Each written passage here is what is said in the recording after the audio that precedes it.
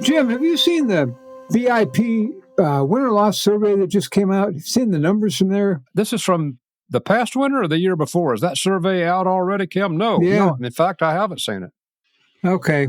I'm going to be honest, I haven't looked hard at the numbers, but I've heard a lot of people disputing the numbers, agreeing with the numbers, saying that it was a good survey, bad survey, whatever. But what it boils down to is what they're saying is about a 40% winter loss last winter. And that's pretty much in line with what they've been saying from this annual survey they take every year. About 40%, 35 to 50, somewhere in there. It's unfortunate that we're so resolute about losing approximately half our bees every year. There's no reason to live in the past, Kim, but accepting that number, kind of a big deal for me. It used to be, 5, 10, 12% loss. Routinely 40% now if it's okay, I guess it's okay. We're all accustomed to it, but that's a high number, Kim. It is. Hi, I'm Kim Flottam. And I'm Jim Tew. And we're coming to you today from Honeybee Obscura, where I want to chat with Kim to see if I can make late season divides to set myself up to survive the winter better with more colony numbers. You are listening to Honeybee Obscura, brought to you by Growing Planet Media, the folks behind Beekeeping Today podcast.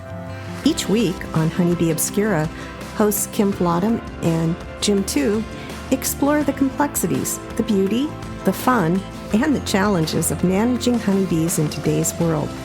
Get ready for an engaging discussion to delight and inform all beekeepers. If you're a long-timer or just starting out, sit back and enjoy the next several minutes as Kim and Jim explore all things honeybees. Late season divides. A quick look, and that seems to make sense. I want to have extra going into winter, so when I lose that 40% over winter, I end up with what I want to have as opposed to 40% fewer than I want to have. So, but is there a problem with late summer splits, mid to late summer splits? Is there a problem with those? Everything you're saying is where I was trying to get to. There's no reason to have the listeners know anything but the reality of what you and I do. We're not young people anymore. We don't keep bees the way we used to with the energy and labor commitment. So I don't keep as many colonies, anywhere from 5 to 10. In the years past, if it justifies my existence, I had hundreds. But not anymore. I had people helping. I had energy and youth. So those 5 to 10 colonies mean the world to me. They are my link to beekeeping in my late life career here. But, Kim, I'm trying to get to a point. If I'm going to lose 40%, I've only got 5 colonies, I'm getting really close to not having any colonies. So I'd like to chat with you and with the listeners. If I go out this late in the season, I've got some really nice tall colonies, heavy honey crops on them. Can I just split them in half, Kim, and introduce a new queen, and then have 2 smaller colonies from one, both of which have a chance of surviving the winter? I would give them an abundance of honey. I've got some pollen substitute I could put on, but I don't think it's necessary. But there's something, why does it taste like I have a nickel in my mouth when I begin to think that I'm going to make these divides in early July? There's something wrong with that. Why doesn't that feel right, Kim? I'm going to tell you one thing that I'm thinking of here is that you're talking about putting in a new queen. So you're going to call up somebody and have them ship you one, or you're going to go someplace that raises them and they're going to give you one. You're going to come home and put it in. How old is that queen? Does she hatch in April, May? Out in California or down in Texas? Right. Or did she just come out last week because they're continually raising queens? One thing you got to know, are you getting an old queen? And if you are, there's lots of things. Well, you know what to expect with an old queen. She may do well. She may not be accepted. She may not do well. That's a risk with an old queen. I'm starting there. Now, Kim, when you call her an old queen, she's actually a banked queen. So that's what you're talking about, right? I'm buying a queen that's been in a queen bank since middle of last May. She's been in a cage in a colony, in a nursery colony. So she's been confined. What effects does that have on a queen? That's like a newly mated queen who's developing her egg production capability and put her in a cage for 8 to 10 weeks. So that may be the kind of queen I'm getting. She may be a banked queen, or the demand for queens may be high enough from some producers that they're still raising queens as fast as they can. I don't know. At least be aware that that bank queen may not be at the top of the pile in terms of quality. So you've got that going against you. I mean, she may be just fine, or she may be brand new from somebody who's just been raising queens since, the snow melted. And they're still raising queens because they need them for their operation and they're selling the extra ones. Let me ask you this. In your bee yard, in your colonies, what kind of drone population you got? I wasn't expecting that. And I can say that I've got a drone population. I mean, the drones are common. So I would say that my drone population's okay. Where are you going? Are you going to tell me to let them raise their own queen? That's an option. It's probably not the best option, but it's an option. If you let them go ahead and raise their own queen, you're satisfied with the number and the quality of drones that she's going to encounter as she flies out there. Not your drones, but the guy down the road and the folks up the farm lane there. What's the quality and the quantity of their drones, considering that this is the middle of Varroa season, A, and B, how has their queens been doing since, this season?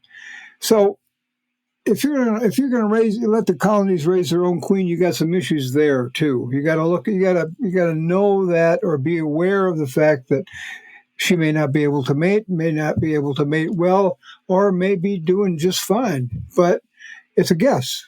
I got to tell you, Kim, I didn't see that coming. But if it's the 1st of July right now, and these are boomer beehives, and my plan, my notion, my idea was to take those beehives and cut them in half so that I've got 2 respectable beehives that are half size. And I was going to put a new queen in and pay, $45, $50 by the time I get her here. But yes, if they just raise their own queen, then by the second, when would it be, Kim? About the second week in August, they would have a new queen. Does that leave her enough time to replace? You say, now I'm getting in trouble. Uh-huh. Do I have the right colony configuration of aged bees to go into winter? Well, I go into winter with mostly old bees and not enough young bees because the queen only got on the job late in the season. So, yes, I was thinking when you said that there's some issues with letting them raise their own queen. Basically, you've just given me a situation where there are issues. You've not told me anything positive about this idea. I haven't, because until you know all the things that can go wrong, it's hard to do what you can do right. But let's take a break here for our sponsor. I think we need to. It's summertime, and the Varroa population in your hives is booming. Target Varroa now with Apple-Life VAR to protect your hives from mite-borne diseases down the road. With over 30 years of international use, Apple-Life VAR is a natural, thymol-based treatment with an effectiveness that exceeds 94%. Learn more and get yours from Better Bee today by visiting betterbee.com/ALV. Okay, I'm not sure how we pick back up on this. The whole notion that I was having is there are reasons outside of beekeeping why my colony numbers are low. I've had some health issues in my family that have made me reprioritize things, and so my bees didn't always get the energy and the labor they should have gotten. So I should have been making divides. I know it, Kim. I should have been making splits and divides 4, 5, 6 weeks ago, but I just couldn't. Let me ask you another question real quick here.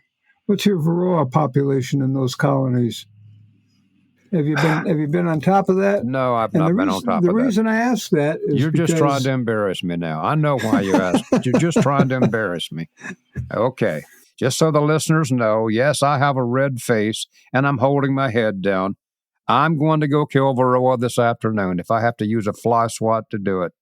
Go ahead, Kim. You're making a point.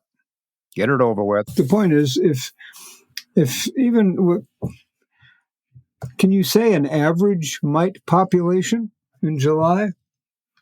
If you've got some number of mites, you've also got some amount of viruses floating around there. Yes. With that, you've got a queen that you're trying to get mated with drones that are probably not as healthy as they could have been. Thinking midsummer splits, you almost need to go back to mid-spring to start your Varroa control, so that when you get to midsummer, your Varroa population and thus your virus population is going to be fairly low. So when that queen goes out to mate, what she's running into, if she's running into any drones at all, are drones that are fairly healthy, as opposed to maybe none or whatever. So that's just one of the issues that goes on. And we haven't even talked about what the bees are thinking. Well, I know I don't know what the bees are thinking, but I have an idea what the bees are thinking, that I've lost my mind, that this is not spring. But hey, Kim, I can just have so much sympathy for the bees. I mean, they act like that they're hollow that they're living in a rotted tree isn't going to go down in a swarm.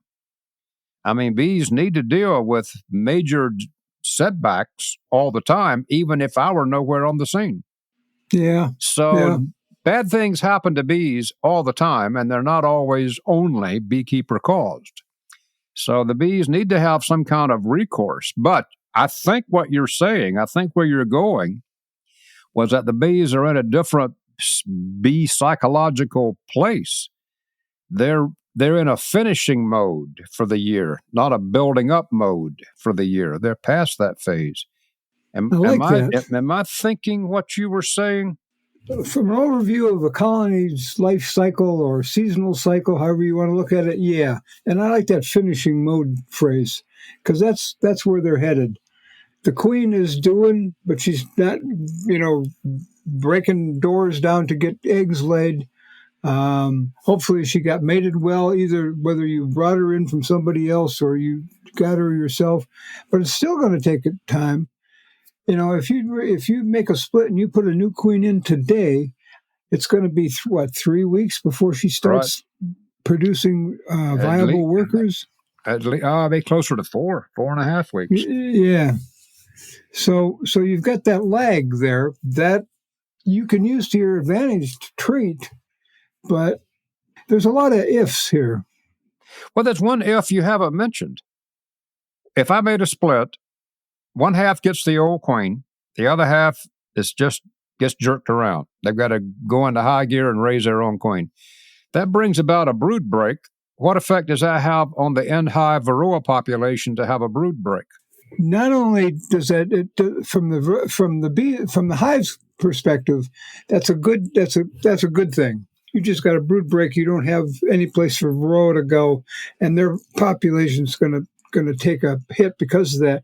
If you then use that break to introduce some additional population reduction techniques, some sort of strip or something, you can get it down even lower, so that when your queen starts laying, she'll be producing brood that is maybe Varroa less. Yes, Varroa reduced. There you go. At least. Varroa reduced. We're making up new terms right and left. I hope people are taking notes. Is that going to be on the quiz, Kim?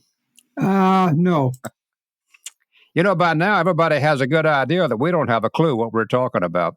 Basically, the question is that I was struggling with, since I missed my window this spring, and since I just went through the summer solstice and was forcefully reminded that we're on the downhill side of this year right now, what can I still do that would help me salvage parts of this year? Or do you just say, hey, don't make any splits, leave a lot of honey on, keep those bees Varroa reduced, and winter them well and make splits next spring and do it right then? Yes.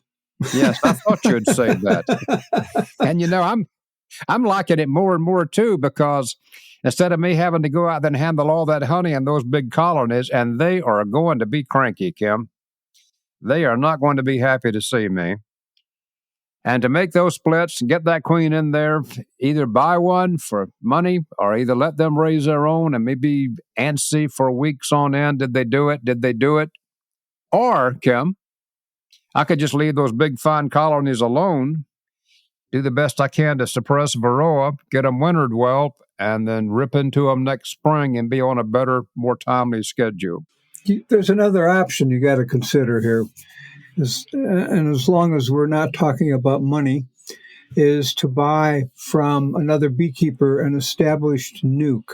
5 frames, established queen, pretty clean for varroa. You could take that, and they aren't in the midsummer pause, if you will. They're growing. You mean buy a nuke right now or buy a nuke next spring? Buy a nuke right now if you want to. Then build it up. Use some brood from your existing colonies, some bees from your existing colonies. Yeah. You got an established queen. It's going to cost you more, but in the long run, is it going to cost you less because you're not replacing a colony you lost? I honestly can't tell you that I'm in any part of beekeeping for any economical reason. Everything I do in beekeeping seems to cost too much. So with that as a basic foundation, that would work better. But what's the difference in buying a nuke now from another beekeeper and me making a nuke from my own colony? I'm still going to have that same seasonal resistance that they're finishing, they're not building. A nuke that you get from another beekeeper is still on the upward swing, still in the upward mode.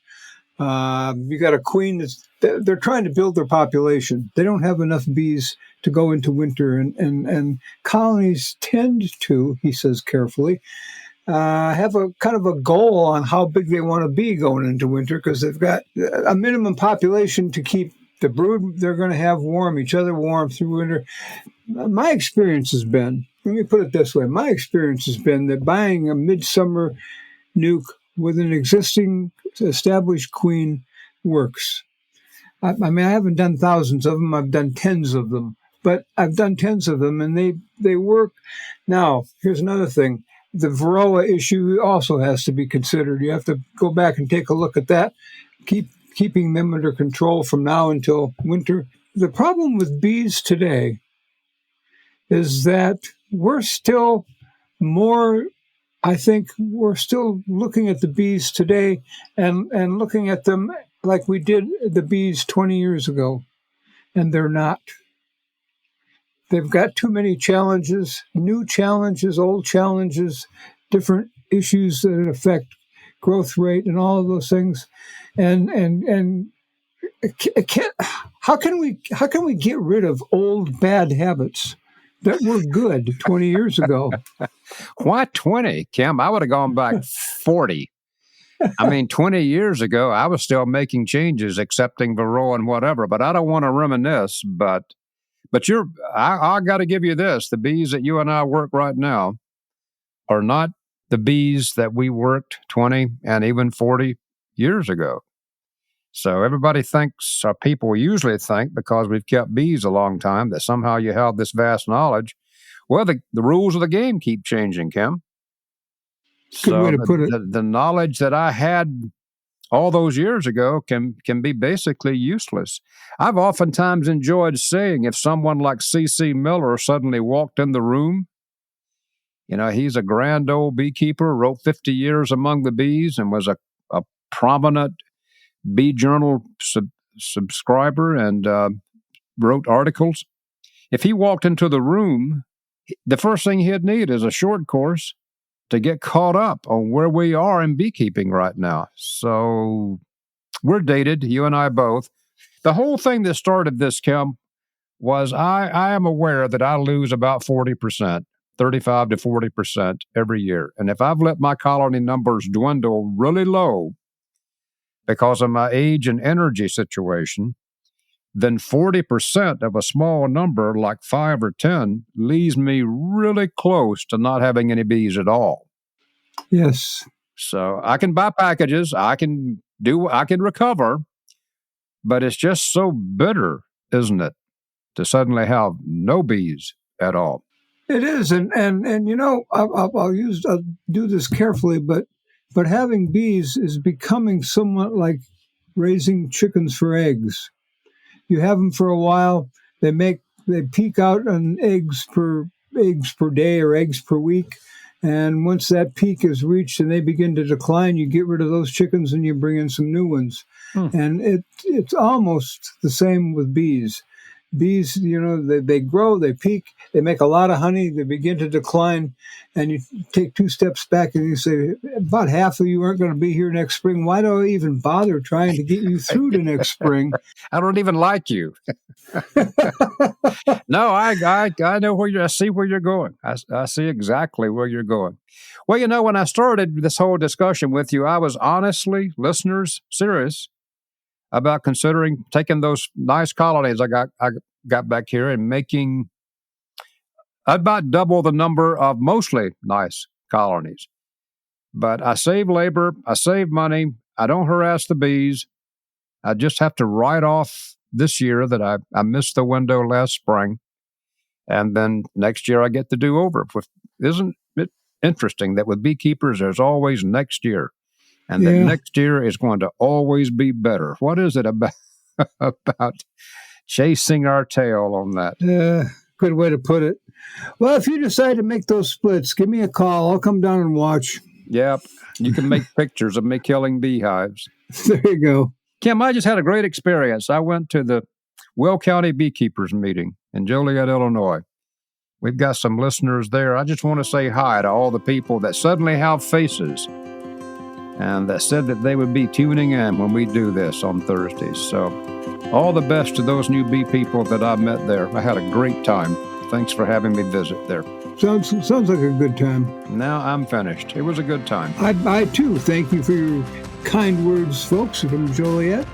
Like I said, Jim, when you decide to make those splits, give me a call. I'll come down and watch. Yeah, don't hold your breath, Jim. I'll pretty much come to my senses.